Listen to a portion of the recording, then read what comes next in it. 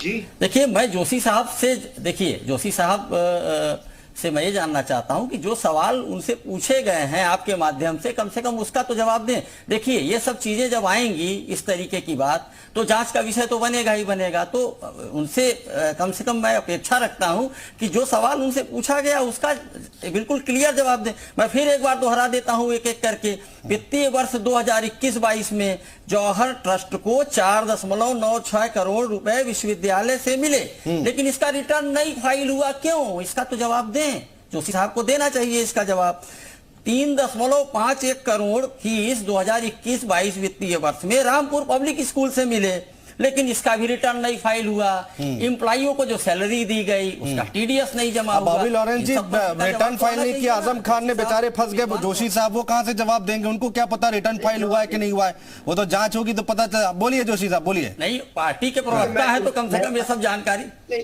नहीं, अरे सुनिए सही, आप सर्टिफिकेट मत दीजिए, मैं प्रवक्ता हूं तो मैं जवाब दूंगा। मैं आपको बताना चाहता हूं बहुत जिम्मेदारी से, ये आरोप लगे। बिल्कुल बिल्कुल। अभी कानून में इसमें कोई सजा नहीं हुई है, और ये जो विषय होते हैं, कोई भी अपने इनकम टैक्स का कैसे निर्वहन कर रहा है, ये जवाब उनका वकील दे देगा समय आने पर। ये आरोप ही तो आरोप सिद्ध थोड़ी हुए।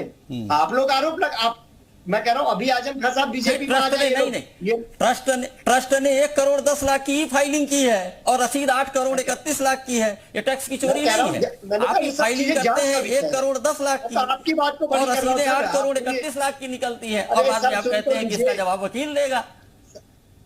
सर मैं यही तो कह रहा हूं, अगर आपके आरोप सत्य हैं तो इसकी सजा तो कानून देगा, लेकिन निश्चित तौर पर जो ट्रेंड चल रहा है भारतीय जनता पार्टी का, क्या बात है? तो ईडी अगर जांच कर रही है तो दूध का दूध पानी का पानी आने दीजिए। फिर इसमें ये मुद्दा उठाना कि ये गवर्नमेंट रंजिश ऐसी कार्रवाई कर रही है, बदले की भावना से ऐसी कार्रवाई कर रही है, सब बातें फिर सर आना मेरे ख्याल से। मुझे मेरे टाइम में आप बोल रहे समाजवादी पार्टी में आप हो, मैं हूँ। मैं आपको बताना चाहता हूँ, ये ट्रेंड जो चल रहा है विपक्षियों को निपटाने का पूरा देश समझ चुका है। जनता आपको जवाब दे रही है, और निश्चित तौर पे जो आरोप लगे थे, पहले भी लगे थे, उनमें हमें न्यायालय के द्वारा विश्वास है, न्यायालय ने हमें न्याय दिया है, और इन आरोपों में भी हमको पूरी तरह से ठीक है। समीर सिंह जी, विपक्षियों को निपटाने का ट्रेंड चला रखा है आपने। किससे चुनाव लड़ेंगे? सबको निपटा देंगे तो किससे जीतिएगा फिर?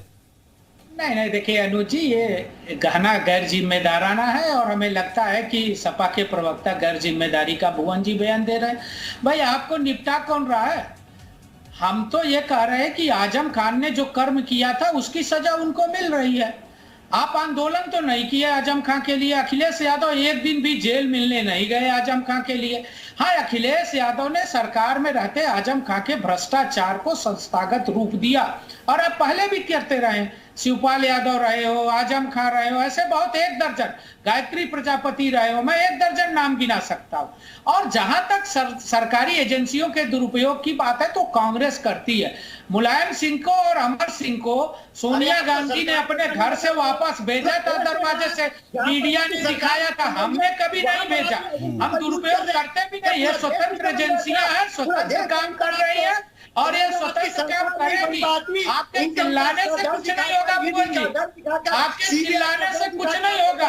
रामपुर हम चुनाव जीत गए, स्वार टांडा हम चुनाव जीत गए, आजमगढ़ बाई इलेक्शन हम जीत गए। अरे हम जो जीते उसको भी सुन लो ना, आप जो जीते हैं उसको भी सुन लो ना, आप जो जीते हैं उसको भी सुन लो ना। जो सीटें आपकी रामपुर किसकी थी? अभी आकाश जी आपके सामने बयान दे रहे थे। आकाश जी ने किसको हराया रामपुर के अंदर? अरे आप 17 हार गए, आप 22 हार गए, आप 19 हार गए, आप 23 का नगर निगम हार गए, और मुंगेरी लाल के हसीन सपने देख रहे हो। जब से अखिलेश यादव ने अपने पिता और चाचा को पार्टी से निकाला था, तब से हारने की श्रृंखला चल रही है। 14 से लेकर 23 तक नगर निगम तक सारे चुनाव हारे आप। आपकी तो जमानत होती है। ठीक है, लेकिन समीर जी, राज शर्मा जी कह रहे हैं कि भाई आप अपने सांसदों, अपने नेताओं पर भी एक बार नजर फेर लीजिए। वो आपके सांसदों पर उंगली उठा रहे हैं, कह रहे हैं उनके पास इतनी संपत्ति कहां से आई, वो उंगली उठा रहे हैं।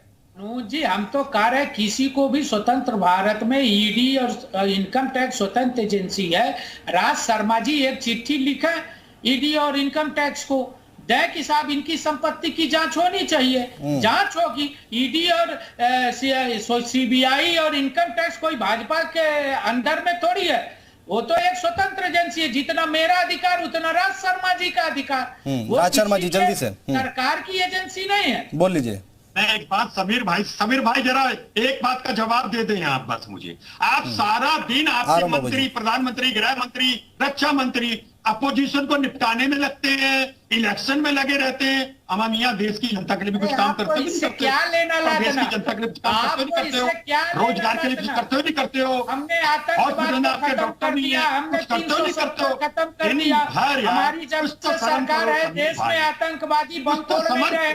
सोनिया जी तो आंसू बहाती थी बटाले पर, आतंकवादी मर रहा था और सोनिया गांधी आंसू बहा रही थी। इतना धोखा तो चंबल के डकैत नहीं करते। पहले इतना समीर भाई आपकी पार्टी ने करा, आपकी पार्टी ने चंबल के डकैत तो सदी में ज्यादा धोखेबाजी करी। चंबल के डकैत तो ठीक है, थोड़ा आखिर पड़ाव में है, थोड़ा छोटा छोटा। बॉबी लॉरेंस कुछ कहना चाह रहे हैं, बोलिए लॉरेंस साहब, बोलिए जल्दी से बोलिए।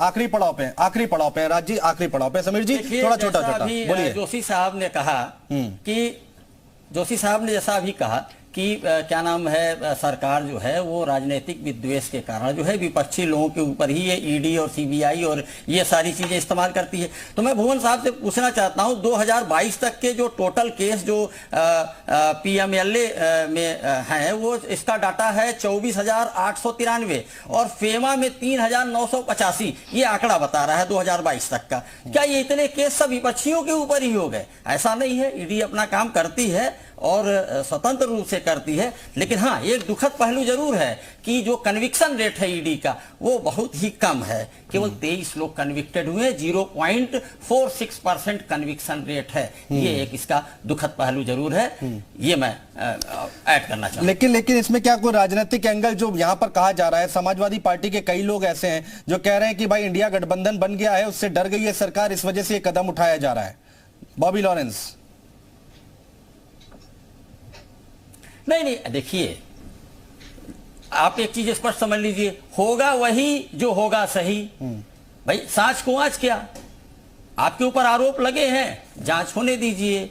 अगर आप सही है तो न्याय पर, प्रणाली पर अगर आपको भरोसा है, न्यायालय पर आपको भरोसा है, तो आप बिल्कुल जो है बाइज्जत बरी होकर के उसमें निकलेंगे। इसमें घबराने की क्या बात है? लेकिन अब चूंकि प्रथम दृष्टया जो तथ्य आए हैं, कुछ प्रश्न मैंने भी पूछे थे जिसका भुवन जी उत्तर नहीं दे पाए या उन्होंने उत्तर नहीं दिया या ठीक है, अब जांच होगी पता चलेगा आगे। ठीक है, भुवन जी भी कह रहे हैं कि भाई जांच होगी उसमें पता चल जाएगा। लेकिन यहाँ पर अपनी अपनी राजनीतिक बातें हैं जो यहाँ पर जो प्रवक्ता है अपनी पार्टी का पक्ष रख रहे थे। बहुत शुक्रिया आप सभी मेहमानों का हमारे साथ जुड़ने के लिए। माफी के साथ आगे समय नहीं तो और भी बात आप लोगों के लिए पाता। बहुत शुक्रिया तमाम बातचीत करने के लिए, चर्चा करने के लिए। लेकिन बड़ा सवाल यही है कि अब आगे आने वाले वक्त में जब जांच आगे बढ़ेगी धीरे धीरे, तो क्या और भी खुलासे सामने आएंगे? क्या और भी बातें निकलकर सामने आएंगी? यहां पर थोड़ी राहत मिलेगी क्या आजम खान को कहीं से, या फिर मुश्किलें और भी ज्यादा बढ़ेगी? यूपी मांगे उत्तर देख रहे थे आप, बने रहिए जी उत्तर प्रदेश उत्तराखंड के साथ।